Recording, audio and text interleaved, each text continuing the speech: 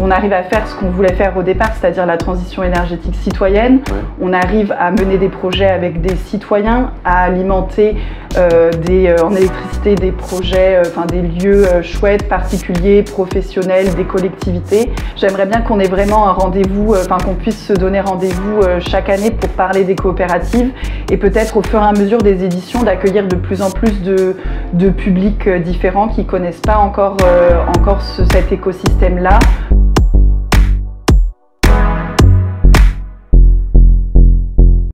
Bonjour Julie Benegui, donc tu es responsable des partenariats Enercop. Tu es représentante d'Enercop qui est co-organisateur de l'Onde de COP, le festival des coopératives pour la transition et la justice sociale.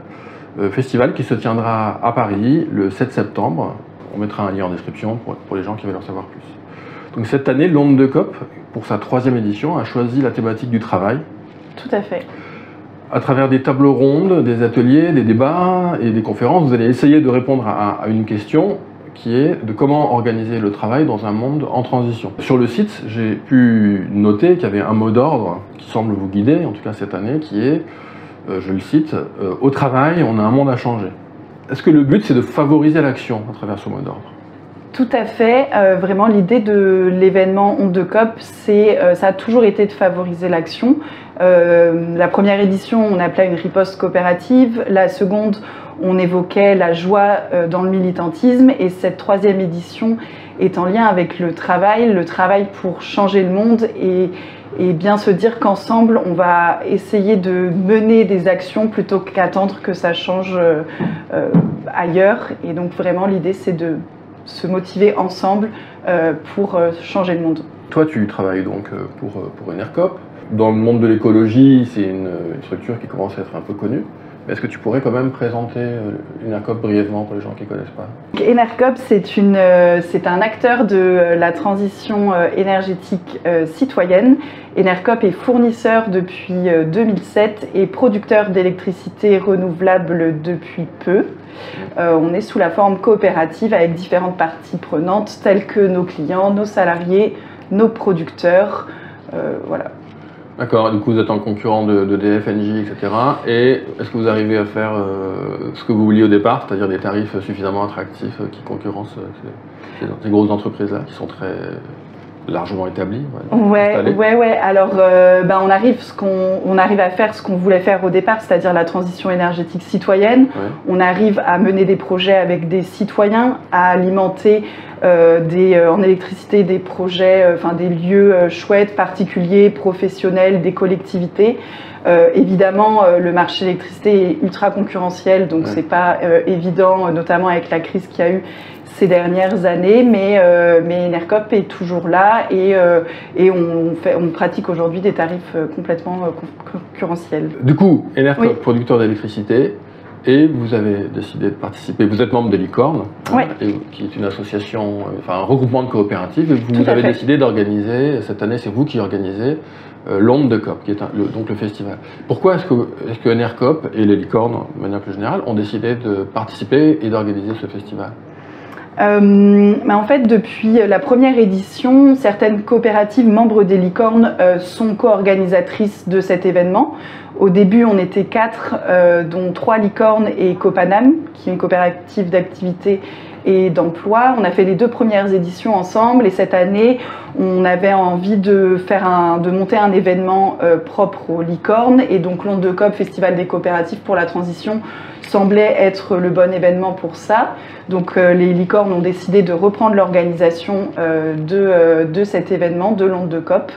Et Enercop a toujours été très moteur dans l'organisation de cet événement, mais est accompagné par les membres des autres coopératives pour ce faire. Il va y avoir 3 médias qui vont vous accompagner, qui sont du coup Blast, Politis, Le Monde, en tout cas à travers 3 journalistes qui vont animer des tables rondes. Tout à fait. Il va y avoir des débats, des ateliers où les gens vont pouvoir participer. Est-ce que l'idée c'est d'accueillir un peu le grand public ou est-ce que c'est plutôt de prévoir un peu le futur entre spécialistes? C'est quoi l'idée? Oui, c'est une très bonne question. En fait, il y a vraiment ces deux intentions au sein de l'événement. La première édition, par exemple, était très grand public. On a organisé cet événement à la Cité Fertile, où il y a vraiment plein de gens qui circulent à tout moment de la journée, qui peuvent être des jeunes, des vieux, des familles. L'an dernier, on était vraiment sur une édition destinée aux professionnels. Quand on dit professionnels, c'est les salariés des différentes coopératives de la transition. Et cette année, en fait, on est accueilli par l'Académie du Climat. L'Académie du Climat qui est un lieu qui accueille du grand public. Et donc l'idée en étant là-bas, c'est vraiment de pouvoir se retrouver, nous, entre coopératives, parce qu'il n'y a pas d'événements aujourd'hui qui permettent aux coopératives de se rencontrer à un moment dans l'année. Donc c'était important pour nous de marquer la rentrée avec ces échanges-là, mais aussi de parler des coopératives au grand public, parce que les coopératives sont malheureusement aujourd'hui très peu connues.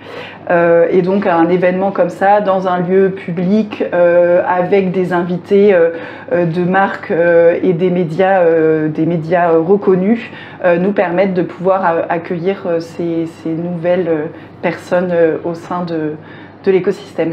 D'accord. Est-ce qu'il va y avoir une prolongation un petit peu du festival, au-delà du festival lui-même, à travers, je sais pas, des reportages, des vidéos, des choses comme ça qui vont se faire par la suite?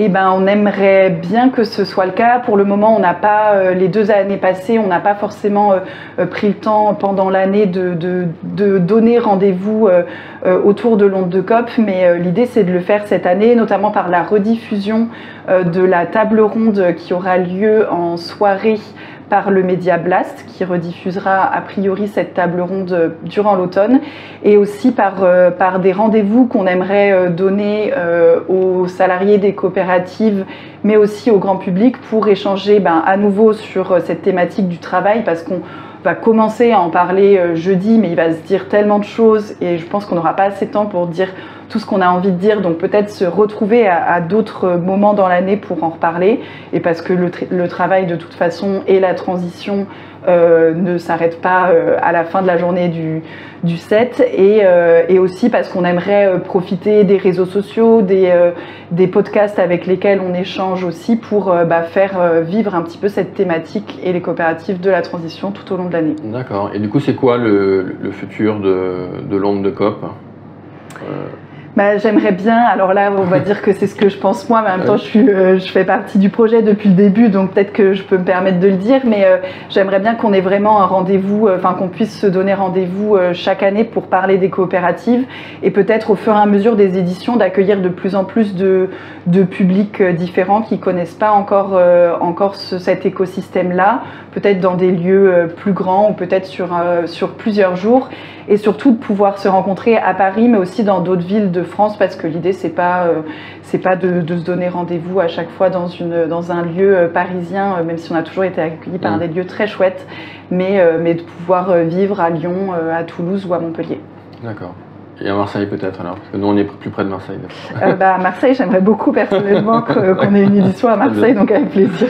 Très bien, écoute, merci beaucoup Julie d'avoir répondu à ces questions, et j'espère que ça va bien se passer pour le 7 et qu'il y aura plein de gens. Ouais.